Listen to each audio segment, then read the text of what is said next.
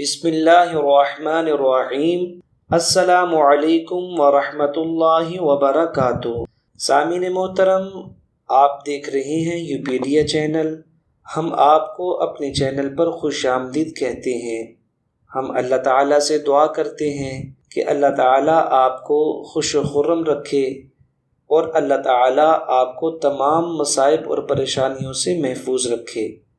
سامعین محترم، ازل اور قارا کے چند منافقین حضور صلی اللہ علیہ وسلم کی خدمت میں حاضر ہوئے اور حاضر ہو کر 10 صحابہ کرام کو تبلیغ کی غرض سے اپنے ساتھ لے گئے اور راستے میں مقام رجیع پر دھوکہ دے کر ان 10 صحابہ میں سے 8 کو شہید کر دیا اور 2 صحابہ کو گرفتار کر کے مکہ مکرمہ لے آئے اور قریش کے پاس جا کر ان کو بیچ دیا، جن کا نام حضرت خبیب اور حضرت زید رضی اللہ عنہما تھا۔ حضرت خبیب رضی اللہ تعالی عنہ نے جنگ احد میں حارث بن عامر کو قتل کیا تھا، اس لیے ان کو حارث کے لڑکوں نے خریدا تاکہ باپ کے بدلے میں ان کو قتل کر دیں۔ چند روز بھوکا پیاسا اپنے گھر میں قید رکھا۔ ایک دن حارث کا بچہ تیز چھری سے کھیلتا ہوا حضرت خبیب رضی اللہ تعالی عنہ کے پاس پہنچ گیا۔ انہوں نے بچے کو زانوں پر بٹھایا، چھری لے کر رکھ دی اور بچے کو کھلانے لگے۔ جب بچے کی ماں نے دیکھا کہ اس کا بچہ چھری لے کر اس قیدی کے پاس ہے جسے چند روز سے انہوں نے بے آب و دانہ رکھا تھا، تو وہ کانپ اٹھی اور بے اختیار چیخ اٹھی۔ حضرت خبیب نے کہا، کیا سمجھتی ہو کہ میں اسے قتل کر دوں گا؟ کیا تو نہیں جانتی کہ مسلمانوں کا کام عذر کرنا نہیں؟ خاندان حارث نے چند روز کے بعد خبیب اور زید رضی اللہ تعالی عنہما دونوں بزرگوں کو حرم کی حد سے باہر لے جا کر با ارادہ قتل پھانسی کے نیچے کھڑا کر دیا اور کہا کہ اسلام چھوڑ دو تو جان بخشی ہو سکتی ہے۔ دونوں بزرگوں نے جواب دیا کہ جب اسلام ہی نہ رہا تو جان رکھ کر کیا کریں گے؟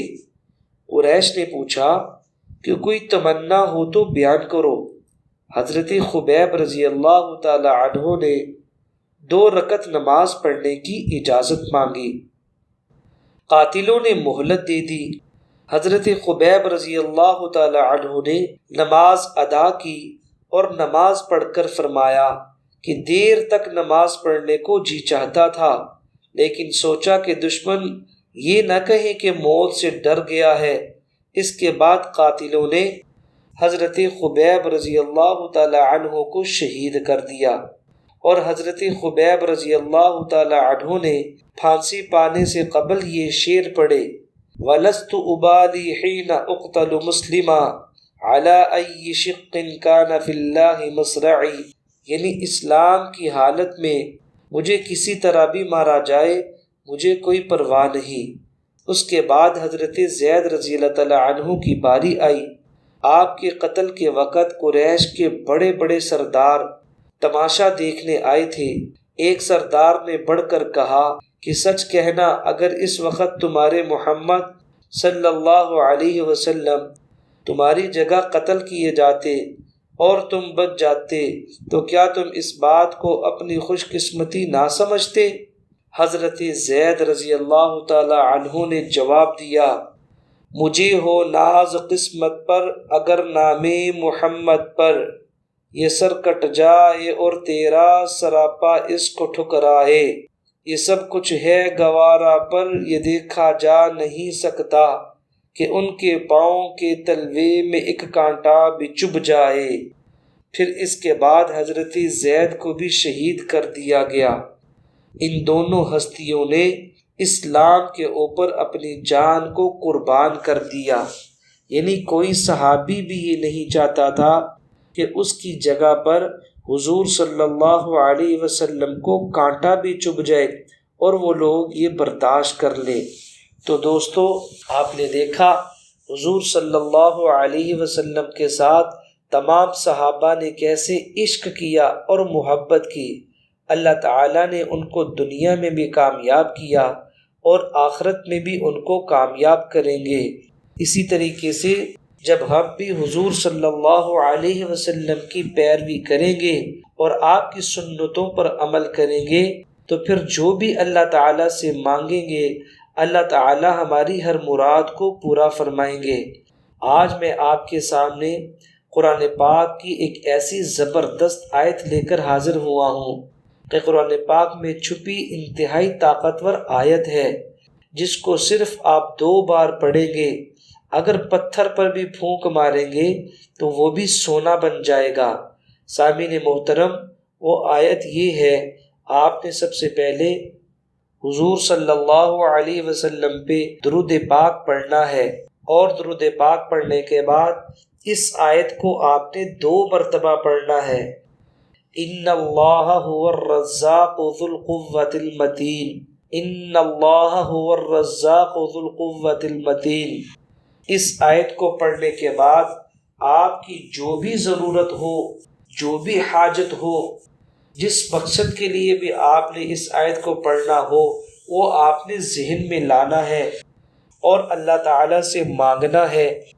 پھر دیکھیں اللہ تعالیٰ آپ کی اس مراد کو کیسے پورا کریں گے۔ آپ خود حیران ہو جائیں گے کہ یہ کیسی زبردست آیت ہے کہ جس کی وجہ سے اللہ تعالیٰ نے آپ کو اتنا زیادہ نواز دیا ہے اور آپ کی ضرورتوں کو اللہ تعالیٰ نے اس طریقے سے پورا کر دیا ہے کہ جس کو آپ کبھی سوچ بھی نہیں سکتے تھے، تصور بھی نہیں کر سکتے تھے۔ دوستو، ہمارا ایمان اور یقین ہے اللہ تعالیٰ کی ذات سب سے بڑی ذات ہے۔